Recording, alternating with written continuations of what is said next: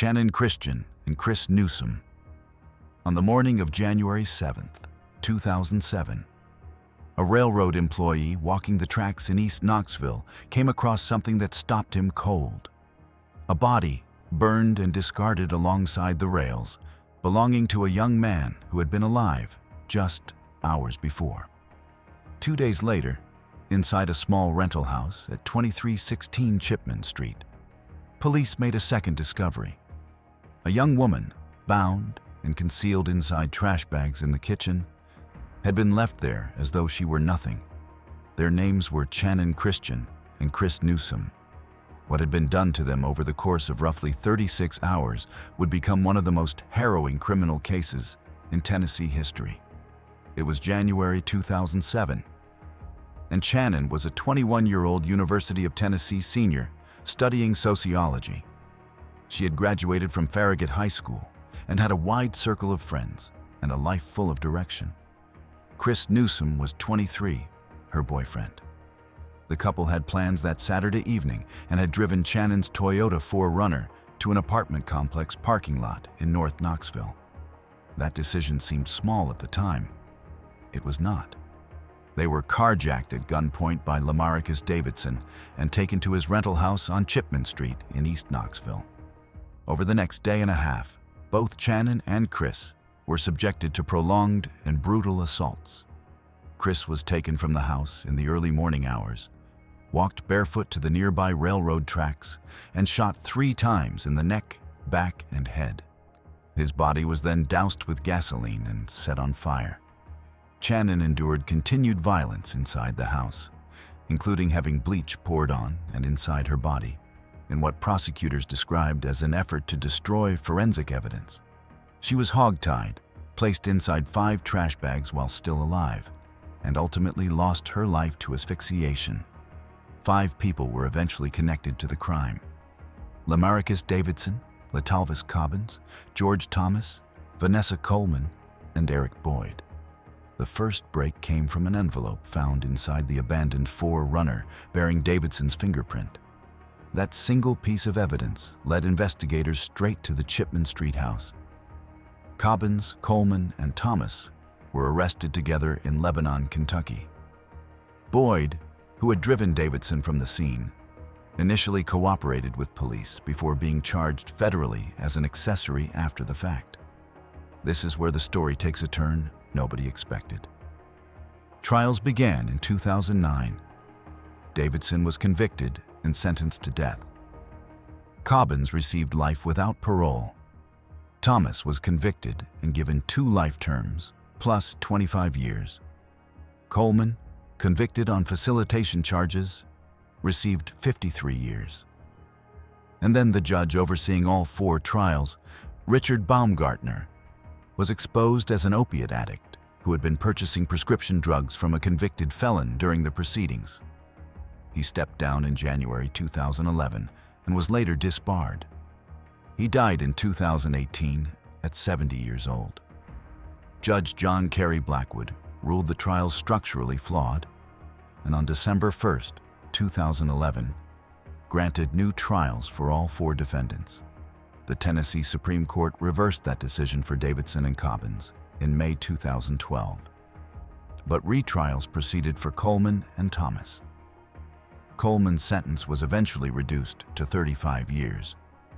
Thomas accepted a 50-year sentence in 2019 in exchange for his testimony against Boyd. Boyd had avoided state prosecution for over a decade. He was finally indicted in 2018, and on August 13, 2019, convicted on 36 counts. Judge Bob McGee sentenced him on September 18, 2019, to 2 consecutive life sentences, plus 90 years. As of 2026, Davidson remains on death row at Riverbend Maximum Security Institution. Cobbins is serving life without parole. Coleman's first parole hearing took place in December 2020. Boyd will never leave prison. The families of Channon Christian and Chris Newsom have consistently maintained that this was not a hate crime, a position supported by the Knox County District Attorney and investigators. despite years of politically charged media debates surrounding the racial dynamics of the case.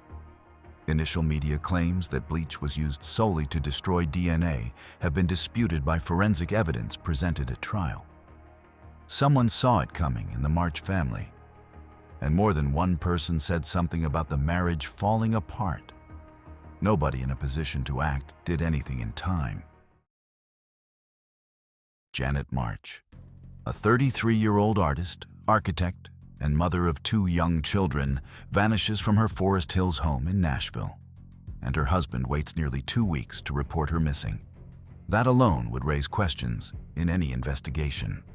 What nobody knew at the time was that Perry March had already begun disposing of evidence before anyone even realized Janet was gone.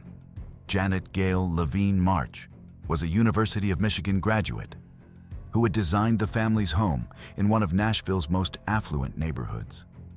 She was the mother of Samson and Tizapora, and her father, Lawrence Levine, was a prominent Nashville attorney whose firm employed Perry as a lawyer. On the evening of August 15, 1996, Janet and Perry argued inside that home. According to testimony that would come years later from Perry's own father, Arthur March, a retired Army pharmacist, Perry struck Janet with a wrench during the altercation, and she did not survive.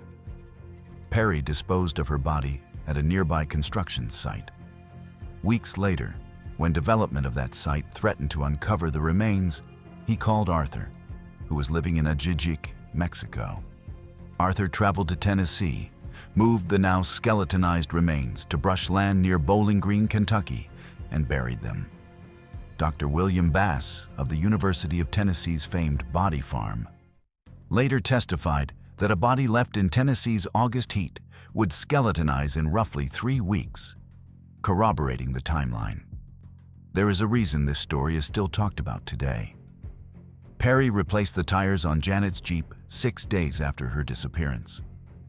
A hard drive from the family's Ambra computer went missing. He left behind a typed to-do list, supposedly written by Janet, outlining a 12-day vacation she had never mentioned to anyone. He did not report Janet missing. The Levine family did on August 29th, 2 full weeks after she vanished. By then, Perry had already begun reshaping the narrative. By 1999, after a court awarded the Levines visitation rights to the children, Perry fled with Samson and Tzipora to Mexico. He married a woman named Carmen Rojas Solorio in 2000 after having Janet declared legally dead. He lived openly in the expatriate community in Ajijic, seemingly confident he had escaped accountability. In December 2004, a sealed grand jury indictment charged Perry with second-degree murder, abuse of a corpse, and tampering with evidence. He was deported from Mexico in August 2005. While jailed awaiting trial, Perry conspired with a fellow inmate named Russell Nathaniel Ferris to have the Levines taken out of the picture permanently. Perry believed Ferris was a criminal associate willing to carry out the job. Ferris was actually a cooperating government informant, and every conversation was recorded. Arthur March was caught on tape directing elements of the same plot from Mexico. In August 2006, Perry was convicted on all counts related to Janet's death and sentenced to 56 years. He received additional time for the murder-for-hire conspiracy. His earliest parole eligibility is 2040. Arthur March pleaded guilty to solicitation in February 2006. Judge Steve Dozier rejected the recommended 18-month plea agreement and imposed 5 years. Arthur died in federal custody at Fort Worth in December of that same year. Janet March's remains have never been recovered. As of 2026, Perry March remains incarcerated. The children he once fled the country with were raised by the Levine family. Knoxville, Tennessee, December 1984. A body along Interstate 75. Red hair, no identification. The Redhead Murders.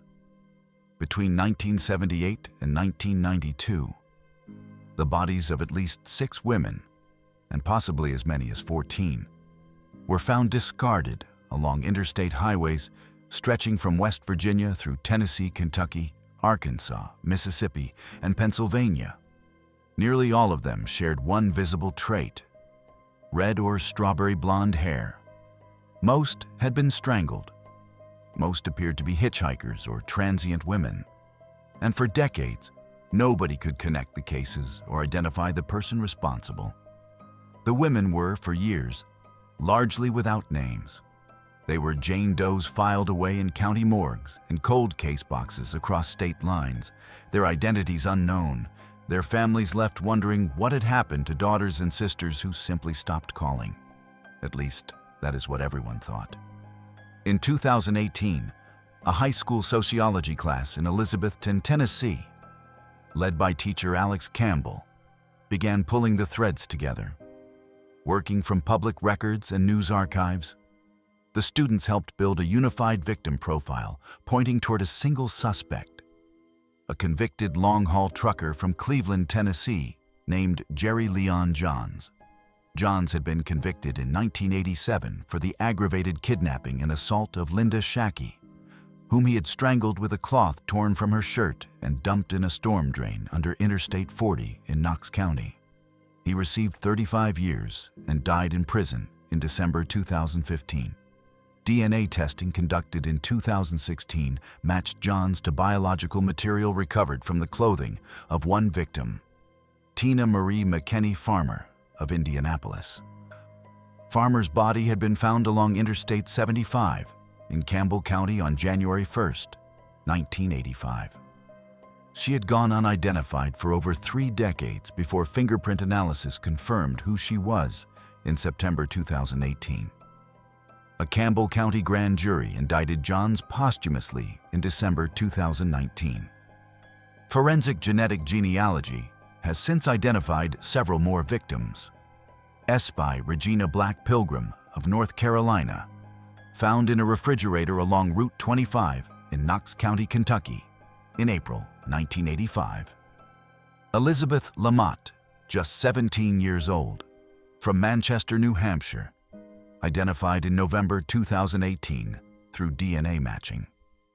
Tracy Walker, who had disappeared from Lafayette, Indiana in 1978, identified through Othram Laboratories, and Michelle Inman, identified in 2023 by the Tennessee Bureau of Investigation through the same forensic genealogy partnership. If the investigation had stopped with Johns, this would be a very different story. The TBI has confirmed Johns as the perpetrator in only Tina Farmer's case. TBI Director David Rausch and retired Special Agent David Davenport have stated that authorities cannot confirm Johns as the perpetrator in the other deaths.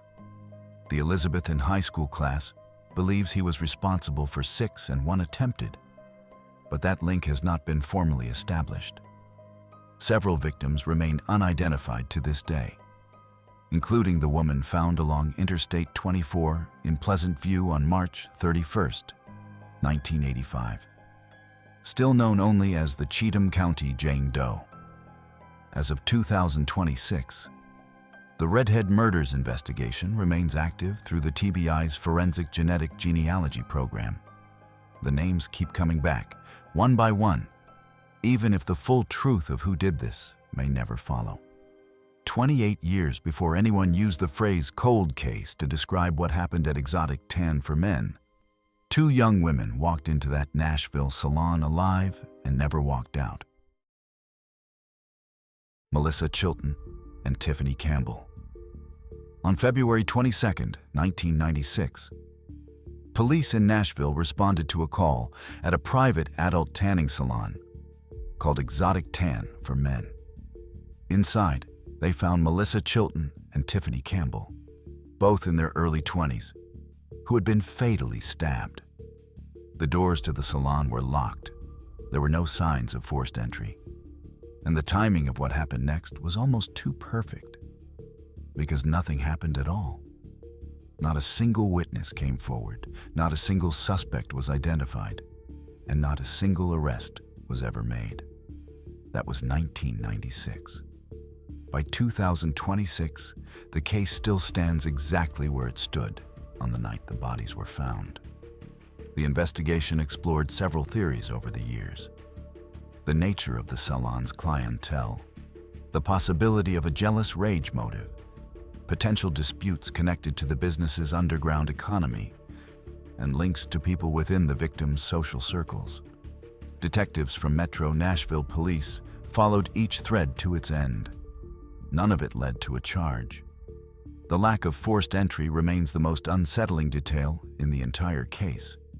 Whoever did this either had a key, was already inside when the victims arrived, or was let in by someone who knew and trusted them. The locked doors suggest the person responsible may have locked up behind themselves, which speaks to a level of composure that investigators found chilling. That is not a typo, by the way. Composure, after fatally stabbing two people. The mothers of both Melissa Chilton and Tiffany Campbell spent decades pushing Metro Nashville Police to reopen and re-examine the case. In recent years, advocates have called for modern forensic testing to be applied to biological materials collected at the scene in 1996, materials that were gathered with the technology of that era, but have never been subjected to current DNA analysis. Whether that testing has taken place or what results it may have produced has not been made public by Nashville authorities. As of 2026, the taking of Melissa Chilton and Tiffany Campbell's lives at Exotic Tan for Men in Nashville remains one of Tennessee's most enduring unsolved double homicides. No one has ever been charged. The salon itself is long gone. The families are still waiting. And 30 years on, the question that opened this case is the same question that closes it. Who had a key?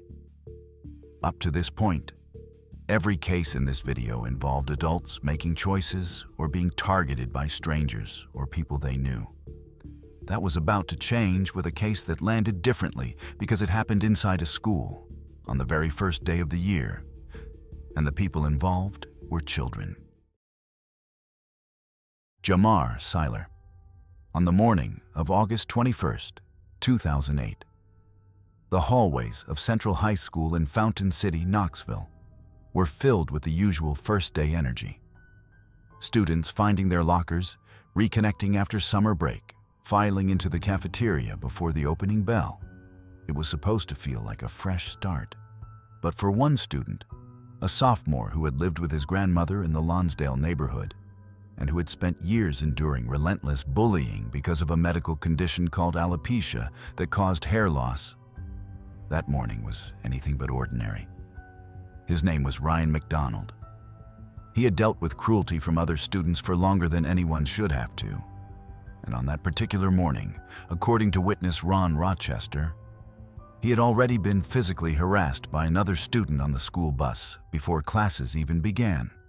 Around 8 a.m. in the cafeteria, surrounded by dozens of students on their first morning back, a freshman approached Ryan and harmed him fatally. Ryan collapsed in front of his classmates. The student responsible, Jamar Seiler, was apprehended on a nearby street within minutes by Knoxville police. Spokesman Daryl DeBusk confirmed the incident was rooted in a personal dispute between the two students, not gang activity or racial animosity. You would think someone would have said something before it reached that point. Nobody did. Not about the years of torment Ryan had endured, not about the warning signs that multiple systems designed to protect both of these students had failed to act on. Seiller's background was its own story of institutional failure. He had come through the foster care system in 2 states, had prior juvenile court involvement, and his defense attorney later attempted to raise fetal alcohol syndrome as a mitigating factor. The court never funded the expert evaluation needed to pursue that claim, so it remained a defense allegation and never an established medical fact. His adopted sister, Ciara, was accused in a separate and unrelated case involving the taking of another life just days before the school incident, though the 2 cases and the weapons involved were not connected. Juvenile court judge Tim Irwin transferred Seiler to adult court in April 2009, despite documented failures by child services agencies in both states where Seiler had lived. He initially faced first-degree charges.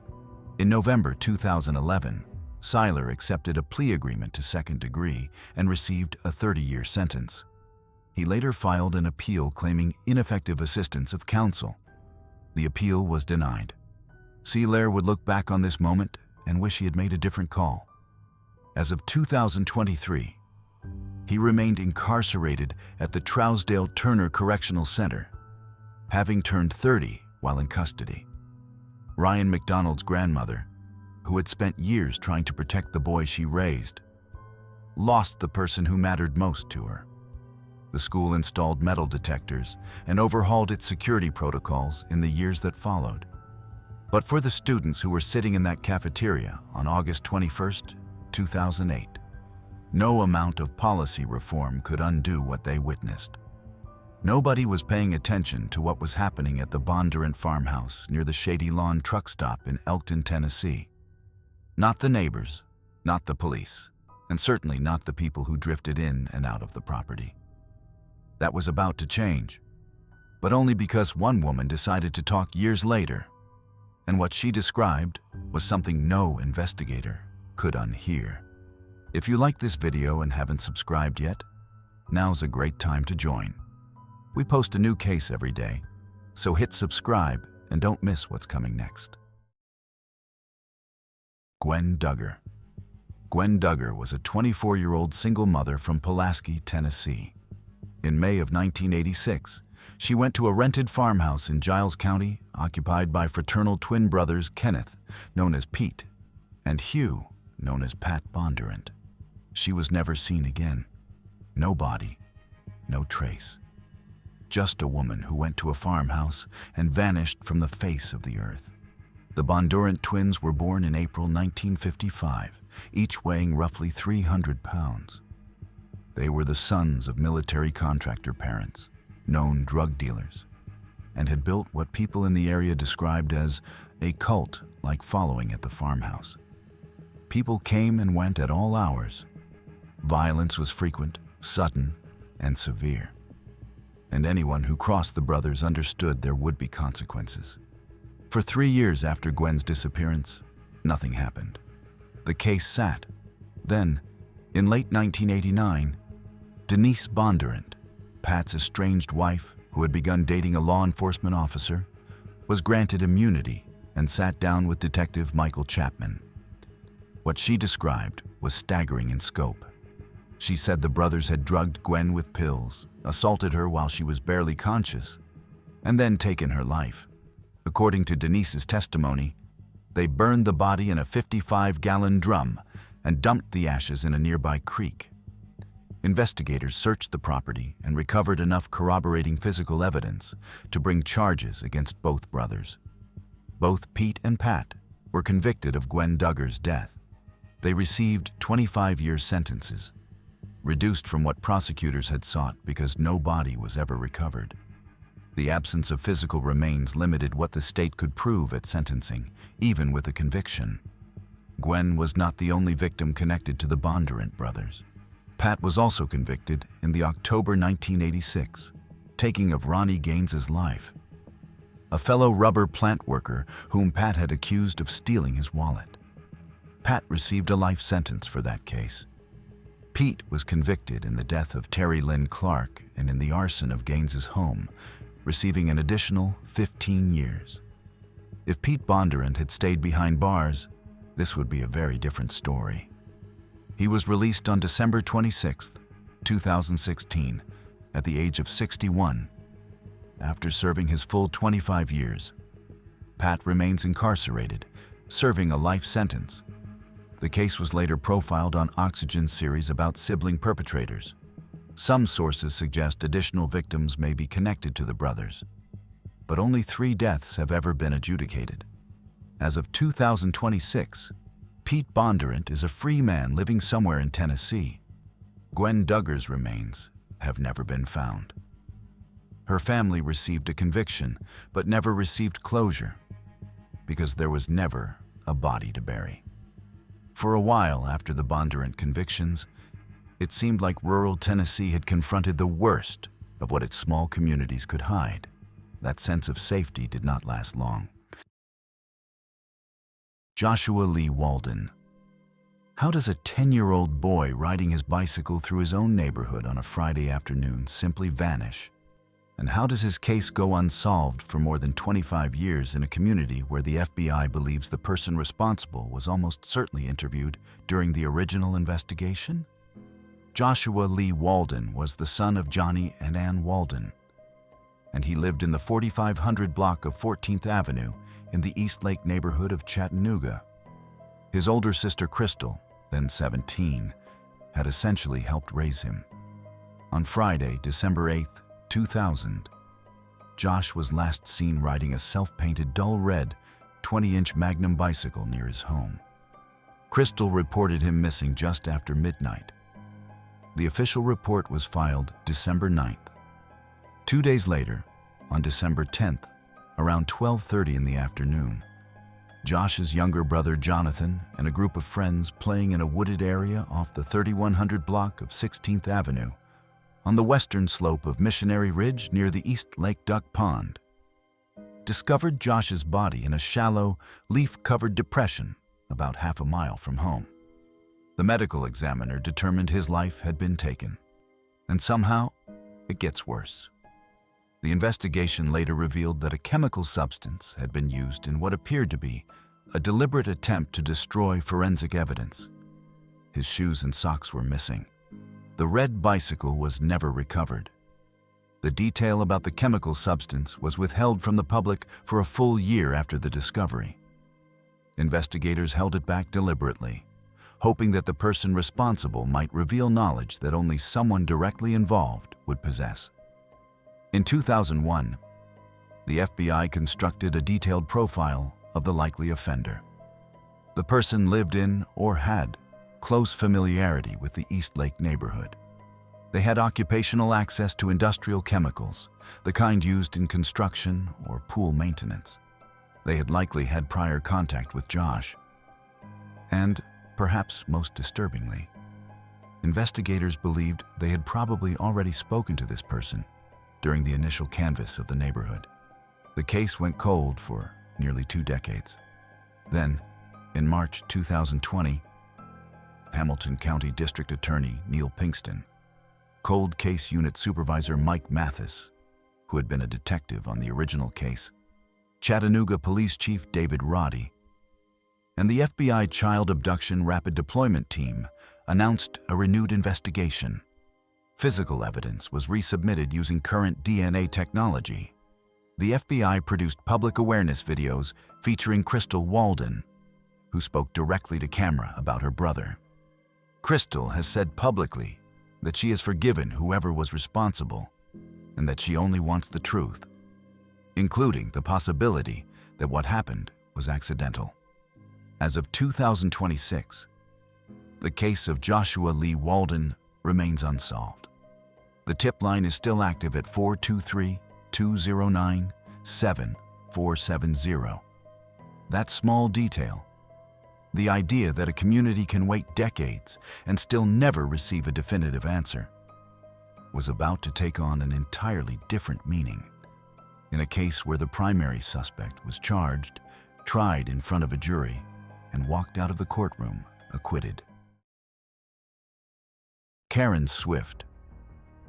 On the night of October 29, 2011, Karen Swift attended a Halloween costume party at the Farms Country Club in Dyersburg, Tennessee, with friends Bill and Kathy Bona. She was 44 years old, a mother of 4, a personal trainer, and a Habitat for Humanity volunteer who had lived on Willie Johnson Road in Dyer County.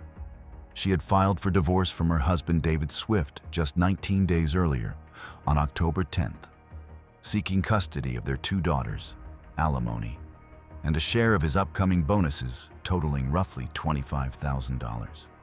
Karen left the party after midnight, picked up her 9-year-old daughter Ashley from a sleepover, and arrived home around 2 a.m. on October 30th. That was the last confirmed sighting of Karen Swift alive. At least, that is what everyone thought. Her SUV was found abandoned the next morning by hunters on a rural road, with what was later determined to be a screw deliberately inserted into the tire. Her 2 cell phones were found smashed near a neighbor's house. The community organized search efforts almost immediately. 6 weeks later, Karen's partially skeletonized remains were discovered in thick kudzu growth near Bledsoe Cemetery off Harness Road, about 2 to 3 miles from her home. She was wearing only black underwear, pulled down her thighs. The autopsy, later obtained by journalist Burton Staggs through an open records request, determined blunt force trauma to the head as the cause of death. Toxicology was clean. The degree of decomposition made it impossible to determine whether she had been sexually assaulted. David Swift became the primary person of interest. TBI Special Agent Joel Wade later testified that Swift's laptop had accessed Match.com and Adult Friend Finder 175 times between October 31st and November 10th, 2011, using private browsing mode under his password-protected account. To put that in plain terms, while search teams were looking for his wife in the woods and fields of Dyer County, David Swift was browsing dating sites and personal ads. After more than a decade, David was arrested on August 8, 2022, and indicted for a first-degree premeditated murder. The prosecution's theory held that Karen arrived home around 2 a.m., was struck on concrete at the house, and that Swift cleaned the scene with bleach, transported her body, and dumped it near the cemetery before inserting the screw in her tire and crushing her phones to create a staged disappearance. The defense argued that Swift was on crutches from a recent knee injury, and that Karen sometimes left the house late at night on her own. At trial in Weakley County in 2024, the jury acquitted David Swift on first-degree murder, attempted first-degree murder, second-degree murder, and attempted second-degree murder. They deadlocked on voluntary manslaughter, resulting in a mistrial on that single count. A Dyer County grand jury re-indicted Swift for voluntary manslaughter in June 2024. The Tennessee Court of Appeals denied a defense motion to dismiss in October 2024. Then, on March 17, 2025, the judge dismissed the manslaughter charge on statute of limitations grounds. District Attorney Danny Goodman has announced intent to appeal that dismissal. David Swift also faces separate stalking charges in Jefferson County, Alabama, brought by his second ex-wife, Kelly Essman, whom he met on the dating site Christian Mingle and married in May 2016. As of 2026, Karen Swift's death remains legally unresolved. No one has been held accountable. The same thing that defined Karen Swift's case, a community spending decades waiting for an answer, also shaped the next case on this list. Except this one eventually did get an answer. And that answer revealed investigators had been chasing the wrong person for 30 years. Marcia Trimble. On the afternoon of February 25, 1975, a young Girl Scout in Nashville's Green Hills neighborhood set out to deliver cookies to neighbors along her street. She was a fourth grader at Julia Green Elementary School, the daughter of Charles and Virginia Trimble. And she had done this kind of thing before.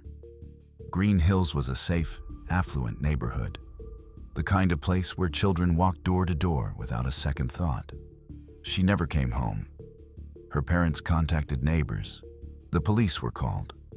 Over the next 33 days, the city of Nashville searched desperately.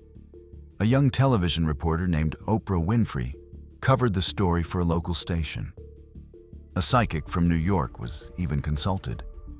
Then, on Easter Sunday, March 30th, 1975, a house guest of a neighbor discovered her inside a storage shed a short distance from the Trimble home. The investigation found she had been subjected to abuse, and her life had been taken.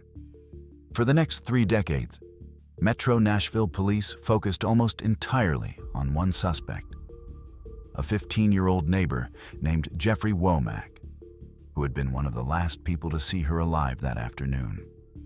Womack was indicted in 1979, and the charge was dismissed in 1980 for lack of evidence. Virginia Trimble herself was briefly subjected to media speculation in the early days of the investigation. The case became an open wound in Nashville that simply would not close. Everything was in place for the truth to come out. Investigators just did not know what that truth was building toward. In 2002, DNA recovered from the scene definitively excluded Womack and every other suspect who had been considered over the previous 27 years. Then, in December 2007, Nashville television stations reported a match. The DNA belonged to Jerome Sidney Barrett, a handyman who had been working in the Green Hills neighborhood at the time of the crime. Barrett was already in custody, having been linked through separate cold case DNA testing to the February 1975 assault and taking of the life of 19-year-old Vanderbilt University student Sarah Des Prez.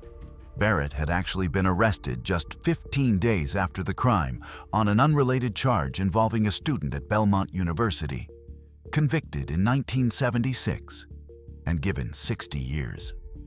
He was released in 2002, years before the DNA match connected him to either case.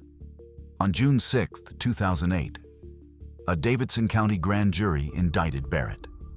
In July 2009, he was convicted of 2 counts of second-degree murder and sentenced to 44 years on each count, to be served in addition to the life sentence he had already received for the Des Prez case.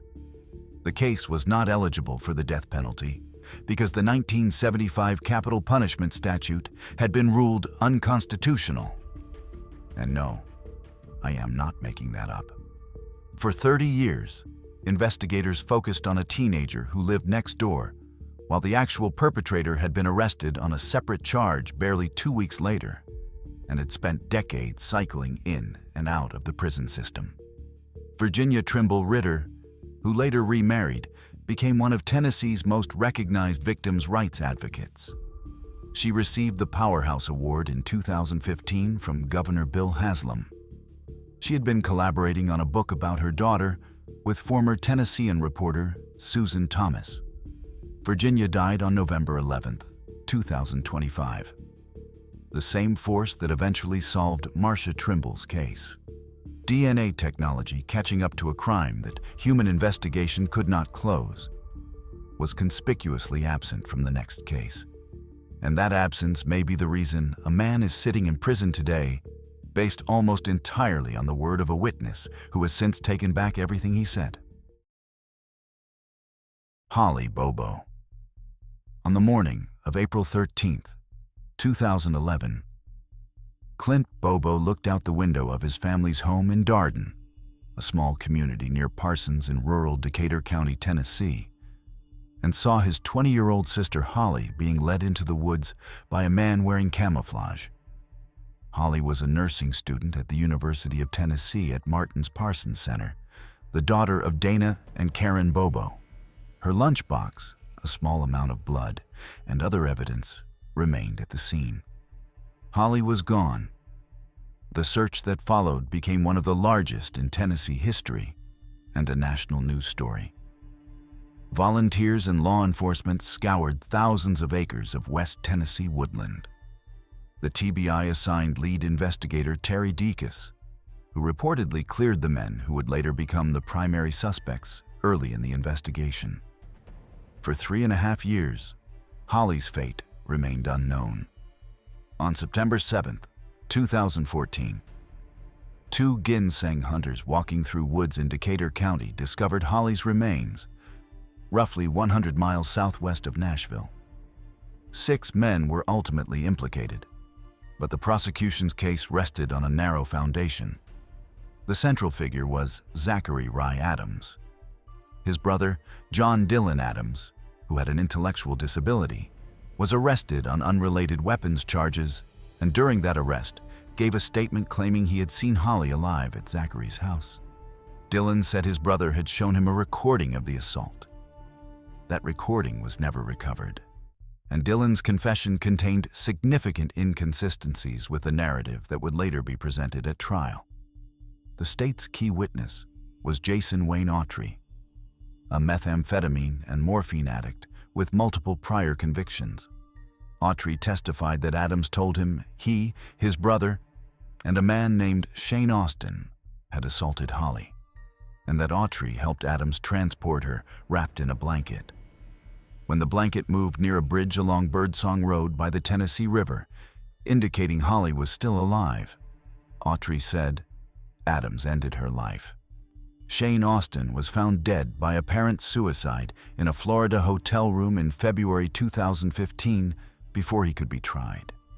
Charges against brothers Jeffrey and Mark Piercy, initially named as accessories, were dropped.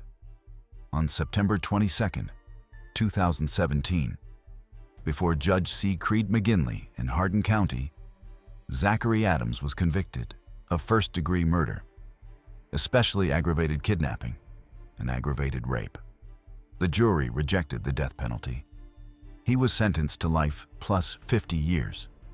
Other witnesses included friend Anthony Phoenix and inmate Christopher Swift, who testified that Adams had asked whether God could forgive him. Dylan Adams entered an Alford plea in January 2018 and received 35 years. Autry pleaded guilty in September 2020 to solicitation to commit murder and facilitation of especially aggravated kidnapping, received 8 years' time served, and was released on September 16, 2020. But the conviction rested on ground that has since shifted considerably. Autry recanted his entire testimony in 2020 and 2021, claiming he had been given access to discovery materials that allowed him to construct a story consistent with the physical evidence. No DNA or fingerprints linking Zachary Adams to Holly Bobo were presented at trial. District Attorney Matt Stowe had stated in 2014 that abundant forensic evidence should exist, but none was produced. Judge McGinley himself had chastised prosecutors in December 2014 for delays and discovery failures. In January 2024, Adams filed a post-conviction petition. The evidentiary hearing before Judge J. Brent Bradbury included testimony from Adams's former attorney, Jennifer Thompson, who acknowledged failing to present an ATM video that could have served as a partial alibi. Bradbury ruled that no one was identifiable in the footage. Closing arguments occurred in mid-2025, and a written ruling is due within 60 days. As of 2026, Zachary Adams remains incarcerated. Jason Autry, the man whose testimony put him there, is free. Holly Bobo's family has endured over 15 years of grief, 2 trials, a recantation, and a legal process that has still not reached a final conclusion. This case is not over. 10 cases across the state of Tennessee, spanning 5 decades. Some ended in courtrooms. Others are still waiting. Thanks for watching. Click here for the next video.